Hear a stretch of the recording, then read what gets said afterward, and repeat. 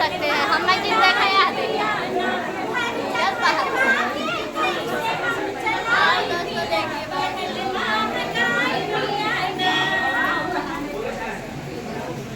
और हम लोग भी आए हैं घूमने के लिए शंकर मोड़ जहाँ, और आप लोग देखिए गीत हो रहा है, बहुत सारी सिस्टर लोग आई हैं हमारे साथ में ना। एक जनी आई है रुका तो देखा दाँत किन देखावा को बैठी, एक जनी ये बगले बैठी है क्या देखे के का चीज है कमेंट कर बतावत जाए।